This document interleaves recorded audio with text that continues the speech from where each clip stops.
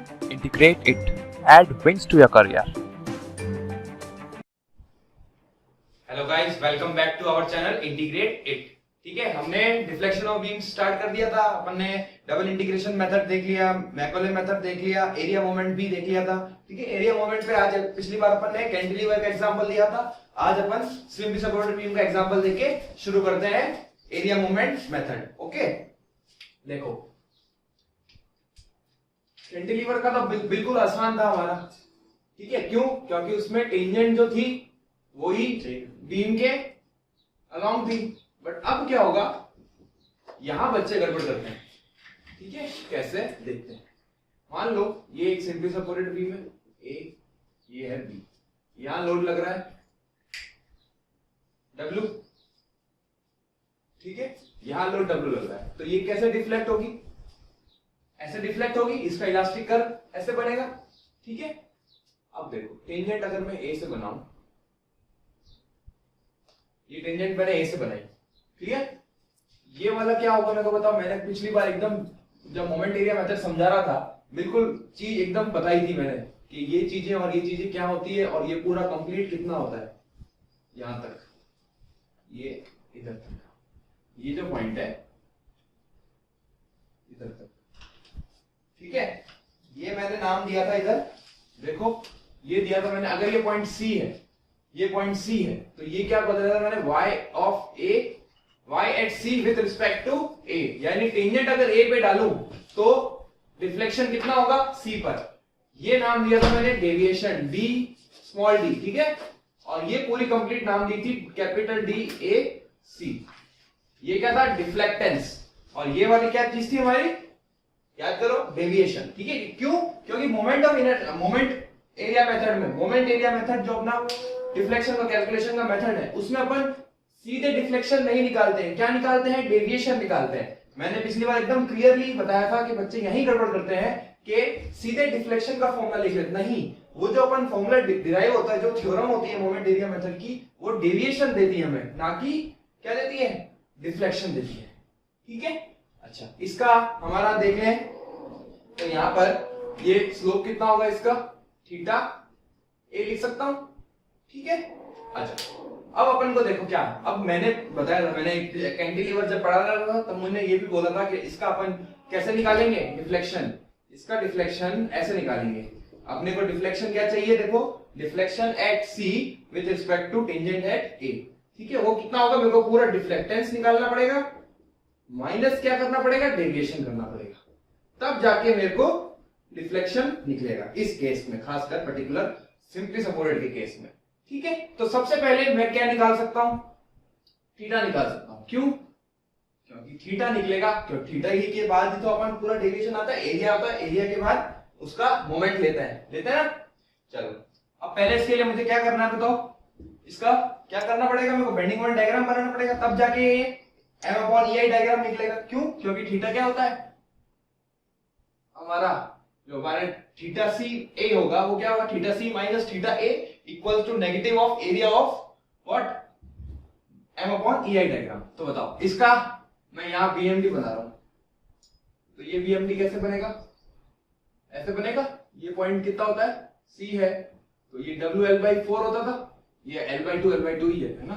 ये length L/2 है, ये लेंथ L/2, ये बना ट्राइंगल, ये L/2 ही है। ठीक है, अब इतना तो होता है। ठीक है, ये A, ये B, तो ये क्या है बताओ, BMD डायग्राम है। ये BMD है, या M डायग्राम बोल दूं सीधे सीधे, ये BMD है। अब मुझे क्या चाहिए, M अपॉन EI डायग्राम का negative, M upon EI diagram का निगेटिव, तो ये यूं, और ये लेंथ कितनी है, ये कोऑर्डिनेट कितना आएगा, WL/4EI। अब ये वाला याद करो, बेंडिंग मोमेंट में स्टैंडर्ड केस था सिंपली सपोर्टेड का मैक्सिमम WL/4 होता है। मैं इस पे वापस नहीं आने वाला कि BMD कैसे बना, आप मेरे पुराने लेक्चर्स में जाके देख सकते हैं। ये वाला क्या होगा, देखो minus M upon EI diagram है, ये minus M upon EI diagram है ये वाला। ठीक है, अब मैं क्या करूं, देखो फर्स्ट थ्योरम से थीटा सी ए यानी theta C minus theta A equals to क्या होगा, इसका एरिया। तो इसका एरिया कितना आ रहा है, देखो ये पूरी एल है, तो half W L upon 4EI into L. यही होगा कि नहीं होगा? यानी ये कितना निकला मेरे पास, देख के बताओ। अच्छा एक मिनट, ये थीटा सी माइनस थीटा ए है, मुझे कहां तक चाहिए एरिया बताओ? पूरा का लूंगा या सिर्फ यहां तक लूंगा? सिर्फ यहां तक लूंगा, क्योंकि सी से लेके ए तक ले रहा हूं ना। इंटू एल बाई 2 होगा, ना कि एल होगा। यानी ये मिल गया मेरे पास W L square upon 16EI minus में। अब देखो थीटा सी कितना है, देख के बताओ। थीटा सी कितना है? सिर्फ थीटा सी। थीटा सी तो भैया 0 है। क्यों? यहाँ पे मैक्सिमम डिफ्लेक्शन, जहां पर मैक्सिमम डिफ्लेक्शन आएगा वहां पर थीटा 0। तो यानी ये हो गया 0 माइनस थीटा ए। तो थीटा ए की वैल्यू कितनी आई? W L square upon 16EI। अपन ने ये जब डबल इंटीग्रेशन मेथड देखा था उसी में यही प्रूफ किया था कि थीटा ए कितना आया था? W L square upon 16EI। ठीक है, तो थीटा बी सिमिलरली कितना हो जाएगा? क्योंकि ये एंटी क्लॉकवाइज आएगा ऐसे, तो theta B minus of theta A हो जाएगा और इसकी वैल्यू सीधी सीधी आ जाएगी थीटा बी की minus W L square upon 16EI। ये थीटा बी आ जाएगा। ठीक है, अब मैंने तो अभी तक क्या निकाल दिया? देखो थीटा ए निकाल दिया। अभी तक मेरे को क्या, अभी इस क्वेश्चन में अपने को निकालना क्या क्या था ये भी तो देखें। थीटा ए निकालना था, वाई सी निकालना था, और थीटा बी तो अपने आप निकल गया क्योंकि ये सिमेट्रिक है, ये क्लॉकवाइज तो ये एंटी क्लॉकवाइज। ठीक है, अब देखो डिफ्लेक्शन चाहिए मेरे को, डिफ्लेक्शन चाहिए। अब यहां देखो कि डिफ्लेक्शन निकालने के लिए मेरे को क्या चाहिए? एक तो डिफ्लेक्टेंस भी निकालना पड़ेगा और एक डेविएशन भी निकालना पड़ेगा। तो देखो डिफ्लेक्टेंस तो बहुत आसान है। डिफ्लेक्टेंस कैसे निकलेगा? अगर ये देखो, ये एक ट्राइंगल होता है, ये अगर एक ट्राइंगल होता है, ये 90 डिग्री होती है। ठीक है, ये हो गया हमारा थीटा। ठीक है, तो tan थीटा कितना होता था? tan थीटा अगर ये परपेंडिकुलर और ये बेस है तो tan theta p by b होता था। अपने केस में थीटा का जगह अगर स्मॉल होता है तो थीटा को ही अपन क्या ले लेते हैं? tan theta. और थीटा क्या है हमारा? थीटा a है यहां पर। तो थीटा a और परपेंडिकुलर हमारा क्या है? d c a, reflectance at c। ठीक है, और b कितना है परपेंडिकुलर? l बाई 2 है। तो यहां से डी सी ए आ गया सीधे सीधे, कितना आ जाएगा? Theta A multiply by L by 2। हमारा ये कितना निकल गया?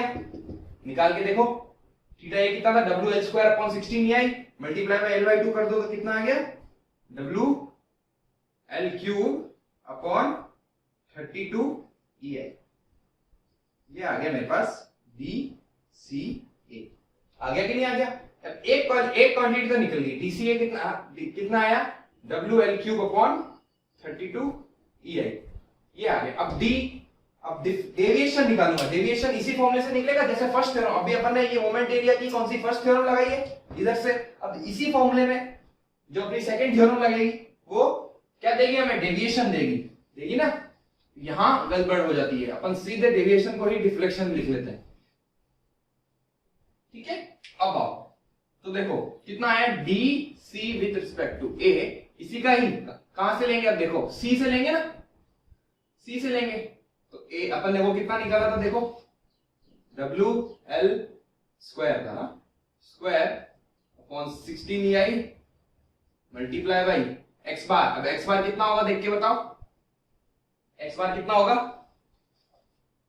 एल बाई 2 का 3 डिवाइडेड बाई 3, यानी एल बाई 3 होता था। अगर ये ट्राइंगल होता था उसका सेंट्रॉइड कैसे मिलते थे अपन? यहां से एल बाई 3 को होता था और इधर से 2l बाई 3 को होता था। तो l बाई 2 डिवाइडेड बाई 3, तो ये कितनी है निकल गई अपने को? देखो ये आ गया हमारे पास 96 W L cube upon 96EI। ये निकल गया DAC। अब क्या बाकी है फिर? सीधे सीधे डिफ्लेक्शन। डिफ्लेक्शन कितना होगा? DAC, कैपिटल DAC यानी W L cube upon 32 minus W L cube upon 96EI। ये हमारे पास आ जाएगा W L cube upon 48EI। ये हम निकाल चुके हैं, स्टैंडर्ड केस निकाला था ना। तो मैं लिख सकता हूं यहां पर कि YAC कितना आया था? DAC minus DAC। ये निकला W L cube upon 32EI। ये निकला था अपॉन 96, माइनस करके देख लो तो आ जाएगा सीधे सीधे WL³ अपॉन 48 EI। क्लियर? तो ये देखो अपन ने मोमेंट एरिया मेथड में सिंपली सपोर्टेड भी देख लिया, कैंटिलीवर भी देख लिया और सिंपली सपोर्टेड बीम भी देख ली। इसके आगे और ज्यादा अपने डीप में नहीं जाना है क्योंकि अपना जितना वही है, ठीक है। और अपन अभी कॉन्जुगेट बीम पढ़ेंगे तो कॉन्जुगेट बीम मेथड में ऐसे ही सॉल्व करना है। देखो फिर वही बात, एमसीक्यू टाइप ऑफ क्वेश्चन में हमें सिर्फ और सिर्फ स्टैंडर्ड केसेस याद रखने हैं और उसकी एप्लीकेशन, जैसा अपन ने शियर फोर्स बेंडिंग मोमेंट में किया था ना, सेम टू सेम डिफ्लेक्शन में भी यही करना है। स्टैंडर्ड केस में फिर वापस बोल रहा हूं कि जैसे मैंने वो प्रैक्टिस क्वेश्चंस वाला सेट कराया था, आपको एसएफडी बीएमडी में आपको लिंक भी मिल जाएगा, उसके बाहर से, उसके वेरिएशन के बाहर से कोई क्वेश्चन नहीं आएगा। हमें सीधे स्टैंडर्ड केसेस याद रखने हैं। ये सब अपन चीजें क्यों कर रहे हैं? इन केस हमारे दिमाग में डाउट आ जाए कि अच्छा WL³/48 था या 24 था या 16 था, तो उसके लिए मैं ये सॉल्व कर दूं ताकि मेरे को नेगेटिव नहीं करना है। अब किसी को याद है, बिल्कुल क्रिस्टल क्लियर है, तो वो तो सीधा कर लेता है। अब किसी को याद नहीं आता अभी, तो क्या करते हैं, वो हाथों हाथ डिराइव कर देते हैं। कितनी देर लग रही है मेरे को? 2 मिनट लगेंगे इसमें डिराइव करने की, ठीक है। याद तो हमें स्टैंडर्ड केसेस रखने हैं बिल्कुल, बट अगर इन केस हमारे दिमाग में डाउट हो कि अच्छा WL³ था अपॉन 48 था या 24 था, तो अपन हाथों हाथ 1 सेकंड में M/E डायग्राम बनाया और ये निकाल दिया, ठीक है। तो अब मोमेंट एरिया मेथड यहां पर कंप्लीट है। इसके बाद अपन कॉन्जुगेट बीम मेथड देखते हैं। देखो सारे मेथड इंपॉर्टेंट है। क्यों इंपॉर्टेंट है? क्योंकि एमसीक्यू में बहुत सारे क्वेश्चन बनते हैं छोटे छोटे, और खासकर कॉन्जुगेट बीम मेथड में तो डिफ्लेक्शन नहीं पूछेगा, वो कॉन्जुगेट बीम पूछ लेता है कि इसकी कॉन्जुगेट बीम कैसे बनेगी, ठीक है। इसका अगर रोलर सपोर्ट है तो कॉन्जुगेट बीम में क्या होगा, वो सब अभी अपन देखते हैं, ठीक है। देखो डिफ्लेक्शन से बच्चों को डर लगता है, डिफ्लेक्शन बहुत हार्ड टॉपिक नहीं है, ऐसा नहीं है। अगर हम अच्छे से करते हैं तो सब आसान होता है, कुछ डिफिकल्ट नहीं है,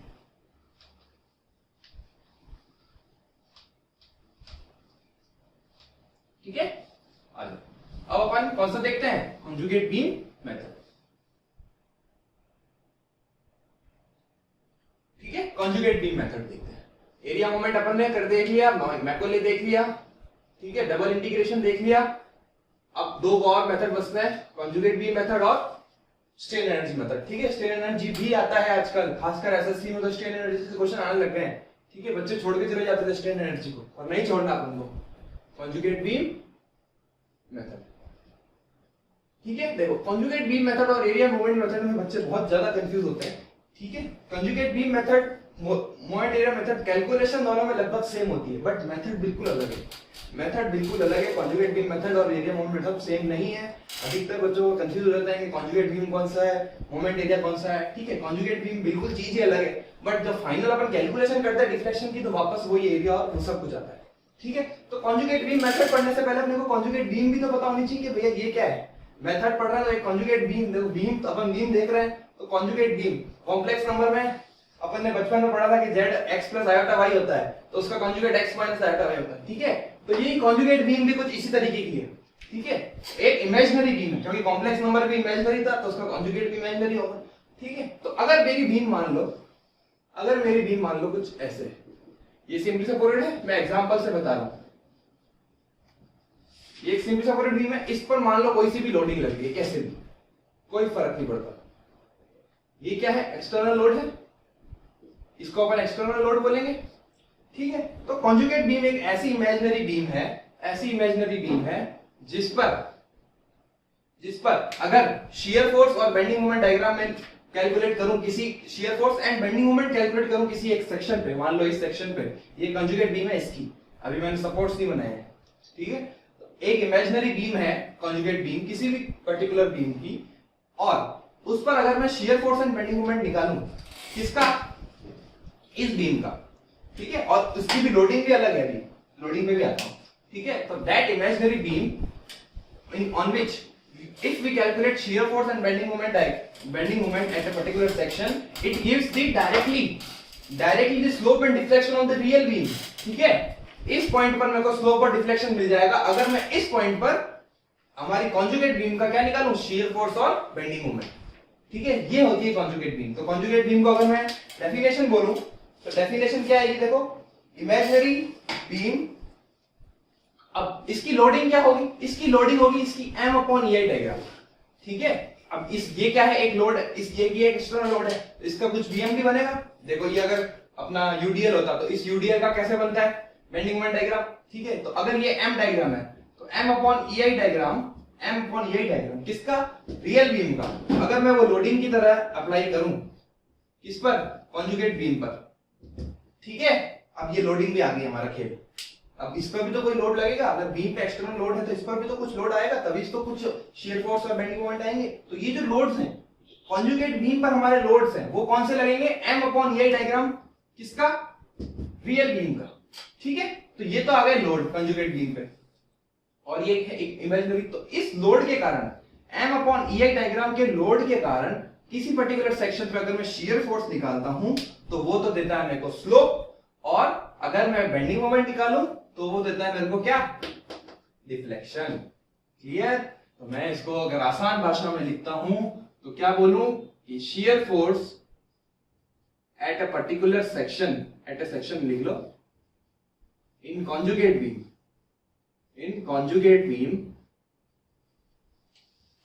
equal to what, slope at that section, slope of beam at that section, at a section in real beam, ठीक है। ये रियल बीम है हमारी, ये रियल बीम है, इसमें हमें कैलकुलेट करना है, और ये हमारी कॉन्जुगेट बीम है, ठीक है।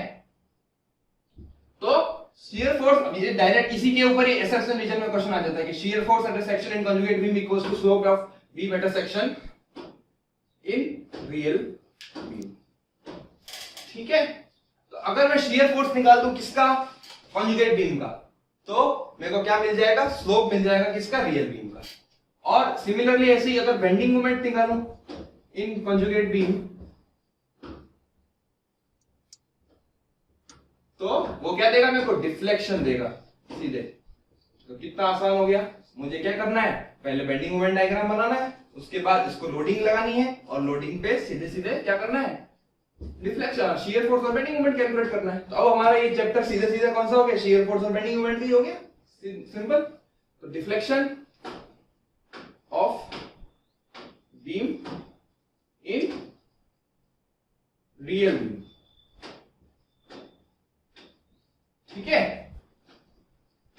तो मुझे क्या पता चला, कॉन्जुगेट बीम हमारा मेथड, अगर रियल बीम से मेरे को कॉन्जुगेट बीम बना के अगर मैं इसके ऊपर लोडिंग लगा दूं एम अपॉन ई डायग्राम की, तो इसका शियर फोर्स मुझे देगा इसका स्लोप रियल का, और बेंडिंग मोमेंट देगा इसका डिफ्लेक्शन, ठीक है। अब क्या होता है, अब अगर ये तो बीम हो गई हमारी रियल, ठीक है, रियल से हमें कॉन्जुगेट में कैसे जाना है, वो इंपॉर्टेंट पार्ट आता है, क्योंकि मेरे को अभी कॉन्जुगेट बीम बनानी पड़ेगी, क्योंकि उसके सपोर्ट्स और उसके सपोर्ट्स अलग अलग होंगे, ठीक है। तो वो केस अपन पहले देखते हैं, क्या अगर कोई रियल बीम दी हुई है तो उसको कॉन्जुगेट में कन्वर्ट कैसे करेंगे, ठीक है। ये सबसे इंपॉर्टेंट है, क्योंकि अगर मैं कोई कॉन्जुगेट बीम में गलत प्लॉट कर दूं तो मेरा सब कुछ गलत हो गया, ठीक है। तो मुझे अभी पहले रियल बीम, इधर रियल बीम बनाऊंगा, और उसी की पर्टिकुलर यहां पर क्या बनाऊंगा, उसकी कॉन्जुगेट बीम बनाऊंगा, ओके। अच्छा, उससे पहले देखो अभी मैंने क्या लिखा था कि इसका स्लोप और होता है, एक और छोटी सी चीज है, उस पर सीधा क्वेश्चन होता है, पहले उससे पहले बता रहा हूं वही, ठीक है। देखो अपन ने देखा था डबल इंटीग्रेशन मेथड में कि dei d2y by dx square क्या होता था, -m होता था।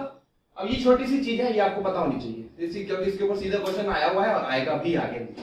तो ei dy by dx क्या होता था, इसको अगर एक बार इंटीग्रेट करता था तो क्या मिलता था मेरे को, देख के बताओ, स्लोप मिलता था, ये क्या होता था, थीटा होता था ना, और ई आई वाई एक बार और इंटीग्रेट कर देता तो क्या मिलता था मेरे को, डिफ्लेक्शन मिलता था,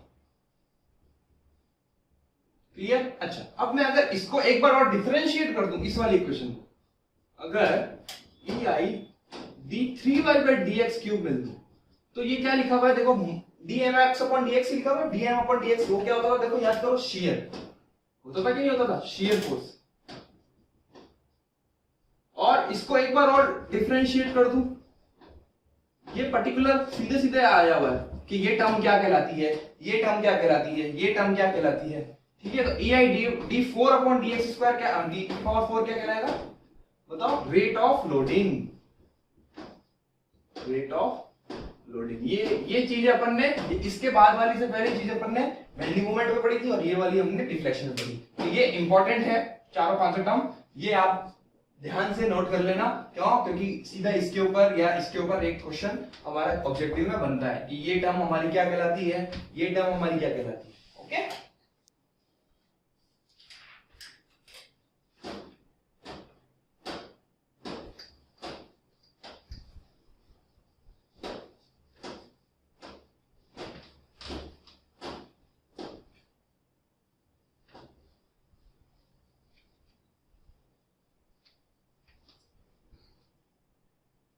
पानी की बॉडी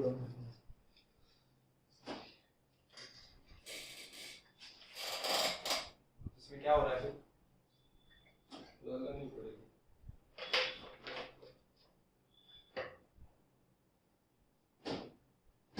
चलो, अब मैं यहां पर रियल बीम प्लॉट करूंगा और इसके करस्पॉन्डिंग यहां पर कॉन्जुगेट बीम प्लॉट करूंगा।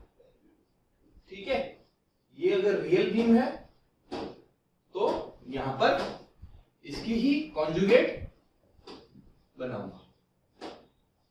ठीक है, तो सबसे पहले अपन सपोर्ट्स पे देखते हैं। मान लो ये एक क्या है बताओ, हिंज सपोर्ट है कि नहीं। अब बच्चे यहां कंफ्यूज हो जाते हैं कि रट के तो चले जाते हैं कि इसका कॉन्जुगेट ही होता है, बट इसके पीछे की हमें कॉन्सेप्ट नहीं पता होता है कि ये क्यों बना। ठीक है, तो वो मैं बताने वाला हूं ताकि अपन कभी भूले ना। तो ये कौन सा सपोर्ट होगा मेरे को बताओ, हिंज सपोर्ट है रियल बीम में। तो बताओ, अगर हिंज सपोर्ट होता है, हिंज सपोर्ट की क्या खासियत होती है? वो डेल्टा तो देता है 0 और थीटा कुछ देगा, थीटा नॉन जीरो। तो कंजुगेट बीम में थीटा क्या रिप्रेजेंट करता है बताओ, शियर, और डिफ्लेक्शन क्या करता है, मोमेंट। तो देखो ऐसा कौन सा सपोर्ट है, ऐसा कौन सा सपोर्ट है जहां पर शियर तो नॉन जीरो होता है बट मोमेंट जीरो होता है? वापस हिंज सपोर्ट ही तो होगा। याद करो, यहां पर मोमेंट तो जीरो होता था बट शियर नॉट जीरो होता था। तो इसका कॉन्जुगेट क्या बन गया, सीधे सीधे हिंज सपोर्ट ही बन गया वापस। ये वापस हिंज ही बन गया है, हिंज या पिन भी कह सकते हैं, है कि नहीं। यहां इधर बस ये चीज पता होनी चाहिए अपन को कि ये इसका कॉन्जुगेट क्यों है। दूसरी बात अगर मैं बात करूं रोलर की, तो रोलर में भी सेम केस है, रोलर का रोलर ही रहेगा, वही चीज सेम चीज। क्यों? Delta zero, theta non zero, M zero, V not zero, V non zero. ये रोलर का रोलर है कि नहीं, ये भी रोलर और ये भी रोलर, रोलर रोलर रोलर।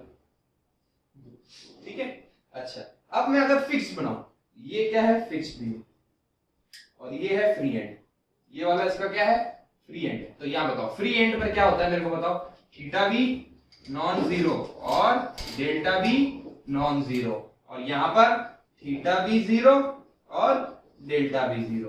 तो बताओ फ्री है, अगर ये फिक्स्ड है, ये फिक्स्ड है और ये फ्री है, तो बताओ ऐसा कौन सा सपोर्ट है जहां पर मोमेंट भी जीरो होता है और क्या, डिफ्लेक्शन भी जीरो होता है, सॉरी मोमेंट भी जीरो होता है और शियर भी जीरो होता है। ऐसा कौन सा सपोर्ट है, फिक्स्ड के नहीं, फ्री। ठीक है, क्योंकि फ्री एंड पर क्या होगा, मोमेंट भी जीरो, शियर भी जीरो। तो ये फिक्स्ड क्या बन गया, फ्री बन गया, और जो फ्री होगा वो फिक्स बन जाएगा। ये बहुत इंपॉर्टेंट है। यहां थीटा नॉन जीरो, देखो यहां पर शियर भी नॉन जीरो होता था और मोमेंट भी नॉन जीरो होता था। एक इसका आता था ना मोमेंट, यहां पर fixed end moment, free and अपना यहां पर। ठीक है, तो फ्री एंड क्या बन गया, फिक्स्ड बन गया, ये इंपॉर्टेंट है। और फिक्स्ड क्या बन गया, फ्री बन गया, इसमें कॉन्जुगेट में। क्यों? क्योंकि यहां पर v भी जीरो होता है और m भी जीरो होता है ना। तो अब कोई सा भी आ जाए, स्लाइडर आ जाए, इंटरनल हिंज आ जाए, अभी अपन पढ़ने वाले हैं इसके बाद, तो अगर हमें ये कॉन्सेप्ट पता है कि अच्छा ऐसे होता है तो बहुत आसान है, क्या दिक्कत है इसमें।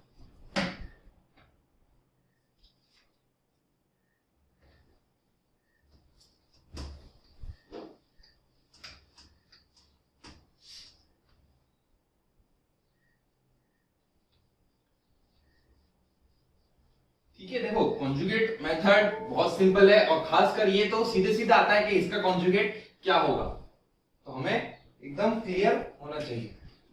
ये मिट गया, कोई बात, ठीक है, अब तो अपन ने बिल्कुल आसान आसान देखे कि सपोर्ट हो गए, ये वो हो गए, अब थोड़े अच्छे भी देख लेते हैं।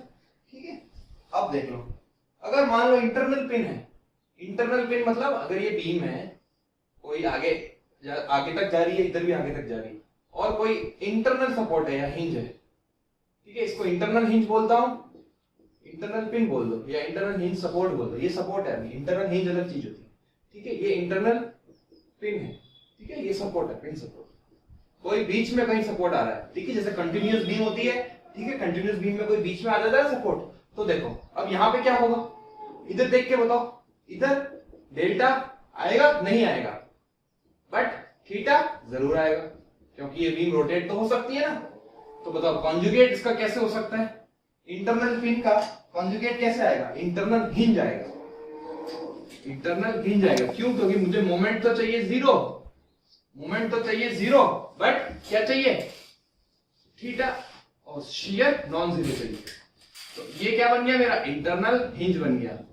मैंने बताया था इंटरनल हिंज में क्या होता है, मोमेंट जीरो हो जाता है इस पॉइंट पर आके। ओके, तो ये हो गया अगला, इंटरनल पिन सपोर्ट क्या बन गया, इंटरनल हिंज। इसी का जस्ट अगर इंटरनल हिंज है तो वो इंटरनल पिन बन जाएगा, सिंपल। अच्छा, अगर अपन स्लाइडर ले लें तो, अगर मैं ये ऐसे यूं, ये स्लाइडर सपोर्ट, स्लाइडर सपोर्ट, और ये ऐसी बीम है, बताया था मैंने slider support, types of support. तो देखो यहां पर क्या होता था, देखो डेल्टा तो आएगा, डेल्टा तो आएगा, बट थीटा जीरो हो जाएगा। तो मुझे चाहिए शियर तो zero, but moment non zero. तो क्या हो सकता है, वापस स्लाइडर का स्लाइडर ही बनेगा, स्लाइडर का स्लाइडर ही बन जाएगा।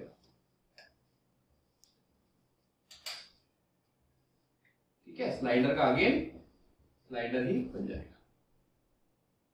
अच्छा, इसी में रोलर भी हो जाएगा, तो क्या होगा, इंटरनल रोलर भी इंटरनल हिंज ही होगा, क्योंकि सेम चीज है, वही हिंज हिंज हिंज रहता है, रोलर रोलर रहता है, तो इंटरनल रोलर भी इंटरनल हिंज बन जाएगा।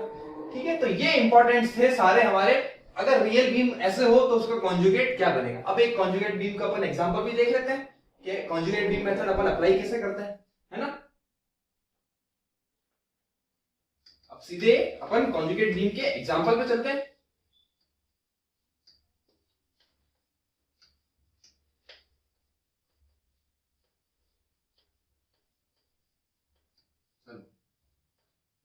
एक एग्जांपल लेता हूं। अच्छा, एग्जांपल से पहले साइन कन्वेंशन तो पता है नहीं, हर मेथड का खुद का साइन कन्वेंशन होता है। डबल इंटीग्रेशन में भी देखा था, मोमेंट एरिया में देखा था, ठीक है, इसमें भी इसका साइन कन्वेंशन आएगा। ठीक है, एक छोटा सा है, बट अपन को पता होना चाहिए। क्यों? क्योंकि वही तो क्वेश्चन कराएगा, नहीं तो क्वेश्चन तो अपना गड़बड़ हो जाएगा। साइन कन्वेंशन का तो सारा खेल है, साइन कन्वेंशन।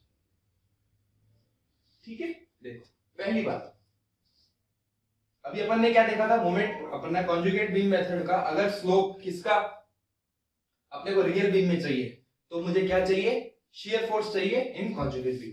और अगर मुझे क्या निकालना है, डिफ्लेक्शन निकालना है। डिफ्लेक्शन क्या होता है, हमारा कॉन्जुगेट बीम का bending moment at that section. ठीक है, तो अगर मैं बात करूं m अपॉन ei डायग्राम, अगर हमारा if m upon ei diagram positive, if m upon ei diagram अगर प्लॉट ऊपर हो रहा है पॉजिटिव, ठीक है, पॉजिटिव, अगर m अपॉन ei डायग्राम कब पॉजिटिव होगा, जब बेंडिंग मोमेंट क्या होगा, पॉजिटिव। बेंडिंग मोमेंट कब पॉजिटिव होगा, जब सेगिंग मोमेंट आएगा। ठीक है, तो बताओ m अपॉन ei डायग्राम हमें क्या देता है, सीधे सीधे कॉन्जुगेट बीम की लोडिंग देता है। तो अब लोडिंग डाउनवर्ड लगाऊं या अपवर्ड लगाऊं, बताओ। तो अगर m upon ei diagram positive है तो लोडिंग मुझे डाउनवर्ड लगानी है। लोडिंग इन कॉन्जुगेट बीम, अब कॉन्जुगेट बीम को मैं सीधी लिख रहा हूं, conjugate beam is in downward direction, downward is loading in conjugate beam, ए है ना, loading in conjugate beam x downward. और जस्ट अगर इसका उल्टा ले लूं, अगर m upon ei diagram negative हो तो लोडिंग कहां होगी, अपवर्ड होगी, अपवर्ड लोडिंग। ये इंपॉर्टेंट है, यहां गड़बड़ हो जाती है। अगर m अपॉन ei डायग्राम हमारा नेगेटिव बने, ठीक है ना, ये नेगेटिव लिखा हुआ है, नेगेटिव नेगेटिव पॉजिटिव मत कर देना, एक ही है ये नेगेटिव। ठीक है, अगर m अपॉन ei डायग्राम हमारा नेगेटिव प्लॉट हो तो क्या होगा, अपवर्ड लोडिंग होगी। ये इंपॉर्टेंट है, ठीक है। अब अपन ने देख लिया, अगर अपन अब शियर की बात करें, अगर शियर इन कॉन्जुगेट बीम, यहां कॉन्जुगेट बीम की बात कर रहा हूं, शियर इन कॉन्जुगेट बीम, कॉन्जुगेट बीम अगर पॉजिटिव है तो थीटा क्या होगा, clockwise, theta is clockwise, clockwise कौन, स्लोप, स्लोप पॉजिटिव, और थीटा अपन ने क्लॉकवाइज पॉजिटिव देखा ही था। और अगर बात करूं किसकी, बेंडिंग मोमेंट की, तो bending moment in conjugate beam positive है, तो डिफ्लेक्शन कहां होगा, डाउनवर्ड्स, डिफ्लेक्शन या y कह दूं, y डाउनवर्ड्स, और डाउनवर्ड्स को हमने पॉजिटिव बोला था वापस, ठीक है, क्योंकि ये साइन कन्वेंशन इंपॉर्टेंट है। कभी कभी क्या होता है, किसी स्टैंडर्ड बुक्स तक में भी है ना, ये सब चीजें उल्टी दी होती है, तो हमारा दिमाग तो वहीं चकरा जाता है कि भैया इस बुक में तो ये दिया हुआ है, सर ने ऐसे पढ़ाया था, कहीं ये दिया हुआ है। तो एक ही फॉलो करना है, एक ही साइन कन्वेंशन फॉलो करना है, शुरू से लेकर एंड तक। अपन ने बेंडिंग मोमेंट शियर फोर्स में भी यही किया है, और यहां तक भी यही करते हैं कि हमेशा सैगिंग मोमेंट को पॉजिटिव लिया है और फॉगिंग को नेगेटिव लिया है। शियर को अगर हमारा पॉजिटिव कपल क्रिएट कर रहा है तो पॉजिटिव लिया है, और अगर हमारा एंटी क्लॉकवाइज कपल बनता है तो नेगेटिव लिया है, ठीक है। अब सीधा अपन एक एग्जांपल देख लेते हैं, मैंने इसका कॉन्जुगेट बीम का, ठीक है, क्योंकि हमारा अब इतना ही काम है, जितना अभी तक अपन ने पढ़ा ना कॉन्जुगेट बीम से, यहीं से क्वेश्चन बन जाएंगे। सीधे पर्टिकुलर कॉन्जुगेट बीम के डिफ्लेक्शन के ऊपर क्वेश्चन नहीं आता, ठीक है, और आता भी है तो अपन दूसरे मेथड्स तो है ना, अभी तो इतने सारे मेथड पढ़े अपन ने, 3-4 मेथड पढ़ लिए, ठीक है, तो अपन उनमें से कर लेंगे। कॉन्जुगेट बीम का स्पेसिफिक कब कॉन्जुगेट बीम मेथड यूज करेंगे वो बताता हूं, कि खास स्पेसिफिकली हमें, देखो अपन ने डबल इंटीग्रेशन पढ़ लिया, मैक्रोलेस पढ़ लिया, सब देख लिया, ठीक है, मोमेंट एरिया भी देख लिया, कॉन्जुगेट बीम भी पढ़ रहे हैं, तो हर मेथड क्यों बने, मेरे पास एक ही मेथड था ब्रह्मास्त्र हमारा डबल इंटीग्रेशन, उसी से सारे क्वेश्चन हो रहे थे, तो मेरे को उनकी जरूरत क्यों पड़ी दूसरे मेथड्स की, क्योंकि वो हमारा टाइम बचाते हैं पहली बात, और आसान होते हैं, ठीक है। तो कॉन्जुगेट बीम मेथड हम स्पेसिफिकली तब यूज करते हैं जब हमारी बीम की डिसकंटिन्यूटी हो जाती है, मतलब इंटरनल हिंज या इंटरनल पिन आ जाता है, तब हम कॉन्जुगेट बीम मेथड यूज कर लेते हैं, ठीक है। क्यों, क्योंकि कॉन्जुगेट बीम उसकी बनाना आसान है, और शियर फोर्स और बेंडिंग मोमेंट हम उसको प्लॉट कर देते हैं, ठीक है। तो ये क्वेश्चन सीधा आया हुआ है कि स्पेसिफिकली कॉन्जुगेट बीम मेथड हम कब यूज करते हैं, जब हमारी बीम में डिसकंटिन्यूटी आ जाती है, यानी इंटरनल हिंज आ जाता है। तो इंटरनल हिंज क्या बन जाता है, देखो इंटरनल सपोर्ट बन जाएगा, और उसका हम शियर फोर्स और बेंडिंग मोमेंट प्लॉट कर देंगे, जैसे अपन ने अभी एग्जांपल पे आते हैं, ठीक है। देखो एक एग्जांपल, बहुत सिंपल सा एग्जांपल ले रहा हूं मैं, सीधे सीधे। एक क्या है, ये सिंपली सपोर्टेड बीम है। अब देखो हमें ज्यादा इसमें इतनी उसमें नहीं जाना कि बड़े बड़े बीम्स ले लिए, क्योंकि डिफ्लेक्शन अपना सिलेबस में ही सिंपल ही है, ज्यादा हार्ड डिफ्लेक्शन आते भी नहीं है, एकदम सिंपल से आएंगे, स्टैंडर्ड केसेस की वेरिएशन ही आएगी। अपन नेक्स्ट लेक्चर में या अभी देखने वाले हैं थोड़ी देर में, ठीक है, अभी अपन वैसे स्ट्रेन एनर्जी बाकी है अभी तो, ठीक है। नेक्स्ट लेक्चर में अपन स्टैंडर्ड केसेस सारे देख लेंगे, जैसे शियर फोर्स और बेंडिंग मोमेंट में देखा था, same to same standard cases, एक एक स्टैंडर्ड केस देख लेंगे, उसके बाद से तो कोई क्वेश्चन आता ही नहीं, ठीक है। तो पहला देख लो, ये W, ये A, ये B, इसका BMD बना दो आंख बंद करके। इसका BMD कैसे बनता था, ऐसे बनता था। अब देखो अगर मेरे को स्टैंडर्ड केसेस याद ही नहीं होते तो मैं ये कैसे याद कर पाता कि भैया इसका बेंडिंग मोमेंट, अब यहाँ बैठ जाता कि BMD बनाऊं पहले, ठीक है। तो ये क्या है, BMD। अब मुझे क्या करना था, M/EI डायग्राम लोडिंग लगानी थी किसके ऊपर, कॉन्जुगेट बीम पर। ये BMD इन रियल बीम, BMD इन रियल बीम है क्या नहीं। अब मुझे क्या करना है, देखो कॉन्जुगेट बीम बनानी है, तो कॉन्जुगेट बीम बनाई मैंने, तो बताओ कॉन्जुगेट बीम के लिए सपोर्ट्स के लिए हिंज सपोर्ट हिंज ही रहता है, रोलर ही रहता है, और इसके ऊपर लोडिंग कैसे होगी, देखो M/EI डायग्राम पॉजिटिव। अभी देखा था साइन कन्वेंशन में, अगर M/EI डायग्राम पॉजिटिव तो लोडिंग कहां लगेगी, डाउनवर्ड्स, तो ये ऐसे लगा दो। अब मेरी बीम क्या बन गई, ये बन गई। अब इस बीम का अपन ने देखा रखा है, ये अपन ने सीधा शियर फोर्स और बेंडिंग मोमेंट इसका प्लॉट किया था, ठीक है। तो ये क्या बन गया, M/EI डायग्राम बन गया। M/EI ये तो कॉन्जुगेट बीम ही है, ये तो कॉन्जुगेट बीम है, हमने इसका M/EI डायग्राम प्लॉट कर दिया।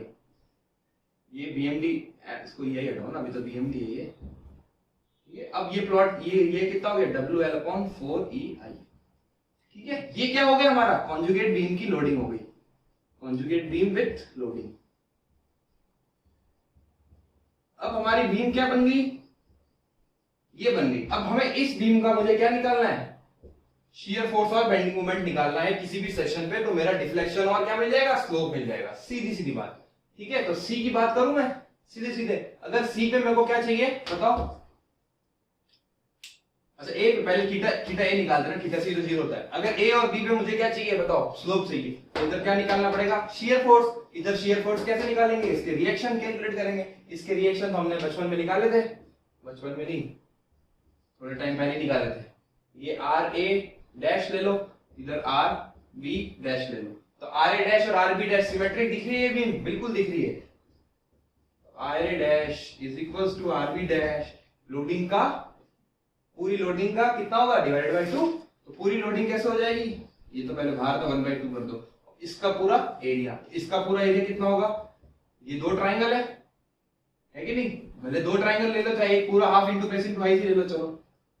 तो हाफ पूरी length L into WL upon 4EI आया। तो देखो ये कितना निकला, WL स्क्वायर अपॉन 16EI। अरे यार अब तो याद हो गया, ये WL स्क्वायर अपॉन 16EI कितनी बार कर लिया अपन ने।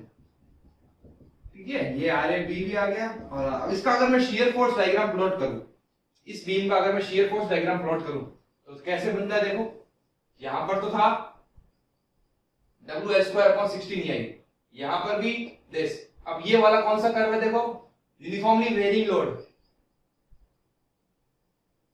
ऐसे था, ये पॉजिटिव ये नेगेटिव, ये आया शियर फोर्स, है कि नहीं आया। तो यहां पर शियर फोर्स मेरे को कितना मिल गया, इधर शियर फोर्स और कितना मिल गया, WL स्क्वायर अपॉन 16EI। किसमें, कॉन्जुगेट बीम में। ये कॉन्जुगेट बीम का शियर फोर्स है, तो ये हमें क्या देगा, स्लोप देगा मेरा, किसमें, रियल बीम में देगा कि नहीं देगा। देखो तो ये का ये किसके बराबर हो गया, थीटा ए के बराबर हो गया, WL स्क्वायर अपॉन 16EI, सीधे के सीधे। क्लियर। अब इसका क्या करना है मेरे को, ये तो शियर फोर्स डायग्राम है, अब मुझे बेंडिंग मोमेंट चाहिए। सिंपल, अगर मुझे बेंडिंग मोमेंट चाहिए किसका, कॉन्जुगेट बीम का, तो मेरे को क्या निकल जाएगा, डिफ्लेक्शन निकल जाएगा, किसमें, रियल बीम में। बहुत आसान। तो अब मेरे को अगर सीधे YC निकालना है, देखो अब मैं फालतू टाइम पास नहीं कर रहा, अगर मेरे को सीधे YC चाहिए तो मुझे क्या चाहिए, बेंडिंग मोमेंट एट C चाहिए ना। ठीक है, तो अगर मैं MC डैश की बात करूं, ये डैश क्यों चल रहा है, क्योंकि कॉन्जुगेट बीम चल रहा है, यार RB डैश क्योंकि ये कॉन्जुगेट बीम है इसीलिए।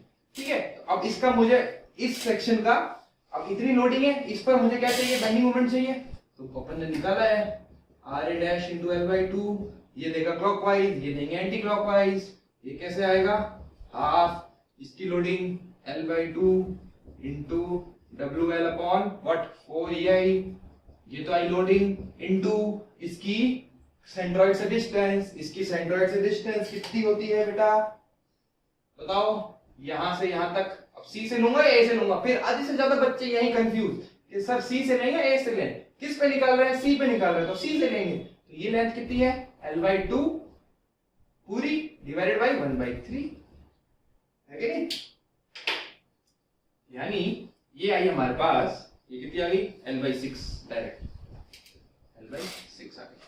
ठीक है, RA की वैल्यू रख दो, WL कितना थी, 16 थी, WL क्यूब अपॉन 32 बन गया, और ये जितना भी बने माइनस कर देना, और हमारे पास सीधे सीधे आंसर आ जाएगा कितना, याद है ये तो हमें, WL क्यूब अपॉन 48EI, ये आएगा 96। अभी देखो अपन ने किया ही था मोमेंट एरिया में, किया था ना।